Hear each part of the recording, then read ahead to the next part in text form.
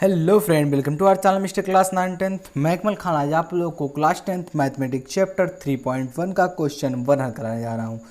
इससे पहले अगर आपने वीडियोस नहीं देखी है, जो कि आपका 2 पॉइंट जितना भी थे 2.3 यहाँ तक के आपके क्वेश्चन सब कवर हो चुके हैं। अगर आपने वीडियो नहीं देखी है तो प्लीज़ चैनल को सब्सक्राइब करिए, बेल आइकन को हिट करिए और वीडियो जाके देख लीजिए।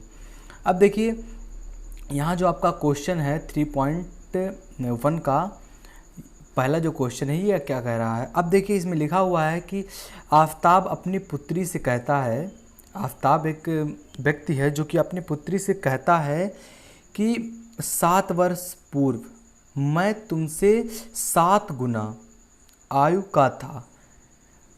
7 वर्ष पूर्व मैं तुमसे 7 गुना आयु का था।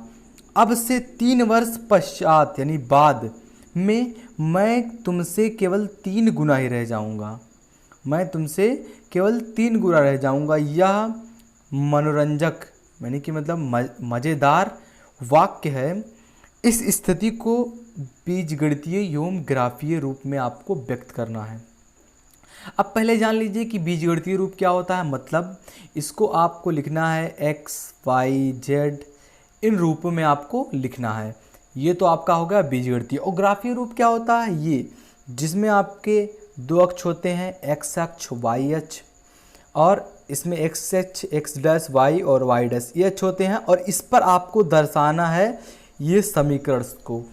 अगर आपने नाइन्थ में अच्छे से पढ़ा होगा तो नाइन्थ में जो आपका ये है रेखीय समीकरण, इसके बारे में आपको बताया जाता है। तो इसमें भी आपका है 2 चरणों वाले रेखीय समीकरण, तो इसमें आपको हम यही हल कराने वाले हैं, तो वीडियो के साथ बने रहिए।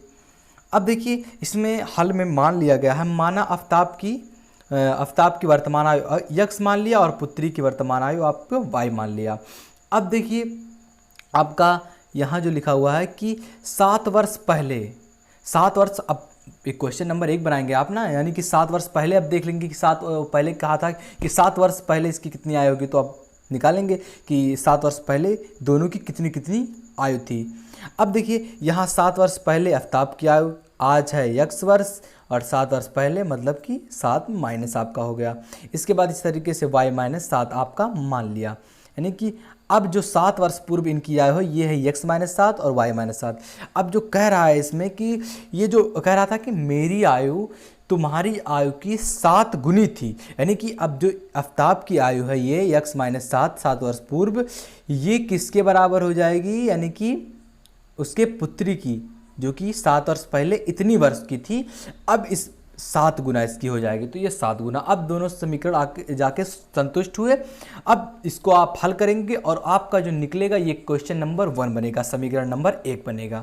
अब देखिए, इसमें आपका इतना बराबर कर दिया गया। अब देखिए, इसमें आपका 7 का गुणा करेंगे तो इसका हो जाएगा 7y, इसका हो जाएगा 7 7 माइनस 49 हो जाएगा। अब देखिए, इसको आप इधर लाएंगे, इन दोनों को आप इधर लाएंगे तो ये हो जाएगा आपका x, और माइनस को जब घटाएंगे आप तो -7, इधर +7y है, इधर +7y है, इधर लाएंगे आप -7y हो जाएगा। इसके बाद यहाँ -7 था, यहाँ आया A49, जब इधर आया प्लस माइनस में था तो इधर आएगा तो आपका प्लस में हो जाएगा। तो ये आपका बनेगा +42, क्योंकि 49 में से 7 जाता है तो 42 बचता है आपका। अब आपका जो इक्वेशन 1 बना ये क्या है आपका, x माइनस 7y प्लस 42 बराबर 0। ये आपका कितना हुआ, 0। इक्वेशन नंबर आपका 1 बना। अब देखिए, आपका एक और क्वेश्चन इसी में बन रहा है, जो कि कह रहा है कि 3 वर्ष बाद मेरी जो आयु है ये तुम्हारी आयु की 3 गुनी रह जाएगी केवल। अब 3 वर्ष बाद तो जो करंट में इनका आयु है ये है x वर्ष इनके आफताब का, और ये y वर्ष उनकी पुत्री का। तो ये जो है ये है आपका करंट। अब इसमें 3 वर्ष बाद यानी कि 3 दोनों में प्लस ज़्यादा कर देंगे, क्योंकि भाई आपसे कह दिया जाए कि हमारा आयु आज 5 वर्ष का है, 3 वर्ष बाद कितना होगा, तो आप क्या करेंगे, सिंपली 5 में आप 3 जोड़ देंगे। तो इसी तरीके से आपका जो निकलता है ये 8 हो जाता है। तो इसी तरीके से आपका एक्स वाई नहीं पता है भाई, एक्स वाई का मतलब क्या है, तो हम जोड़ लेंगे सिंपली। अब देखिए, ये दोनों का आयु मान लिए तो आपका इतना आया। अब ये कह रहा है कि जो आपका समीकरण बनेगा, एक क्वेश्चन बनेगा, ये कैसे बनेगा, तो आप क्या करेंगे, जो इनकी आयु है यानी कि x + 3 ये इनकी 3 वर्ष बाद आयु है, ये कितनी की गुनी हो जाएगी, यानी कि 3 गुनी हो जाएगी। तो इनकी आयु में से यानी कि उनकी पुत्री की आयु का 3 गुना हो जाएगा। आप समीकरण आपका संतुष्ट हुआ, बराबर हो दोनों ओर। अब देखिए आप क्या करेंगे, इसको जोड़ेंगे घटाएंगे तो आपका जो आएगा ये होगा x माइनस 3y माइनस 6। आपका इक्वेशन नंबर 2, समीकरण 2 आपको मिल गए। अब आप जानते होंगे कि रैखिक समीकरण में हमको क्या करना है। आपके पास 2 समीकरण है, इसमें आप ये कॉलम बनाएंगे। आपके पास 2 समीकरण यहाँ पर दिया हुआ है। अब आप x का मान निकालेंगे। अगर x बराबर आप 42 रखते हैं तो y बराबर 0 आता है, y बराबर x बराबर 0 रखते हैं तो ये आपका 6 आता है, 7 रखते हैं तो 5 आता है, माइनस 15 रखते हैं तो 4 आता है।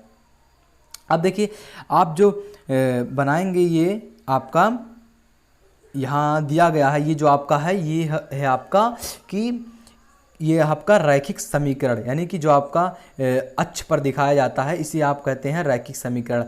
अब देखिए इसमें आपका इक्वेशन 1 x बराबर लिख दिया और y बराबर, इसी तरीके से आपका यहाँ नहीं दिया गया है दूसरे समीकरण का आपका जो कि निकला हुआ आपका x माइनस 3y माइनस 6। आपका यहाँ है x माइनस 3y माइनस 6। अब आप कहेंगे कि ये कैसे आया ये बॉक्स। तो देखिए यहाँ आप बेसिकली क्या निकालते हैं कि अगर x बराबर रखा जाए तो कितना आएगा इसका मान, और y बराबर आप रखते हैं तो इसका कितना आएगा मान।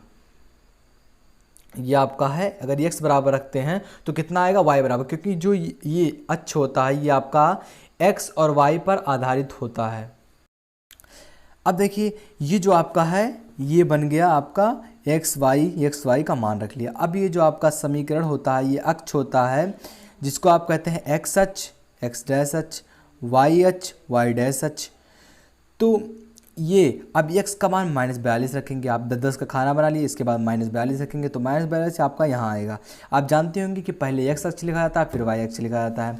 तो आपका x बराबर 42 आ गया तो आप पॉइंट रखेंगे तो यहाँ आपका -42 और यहाँ आपका 0, तो 0 यहाँ से कटा हुआ है, यानी कि ये सारे यहाँ जाकर 0,6 पर कट जा रहे हैं। ये जो आपका यहाँ 0,6 तो 0,6 आपका हो गया, 7 -7 5 -7 5 ये आपका बना, -15 4 तो आपका -15 4 यहाँ बन गया।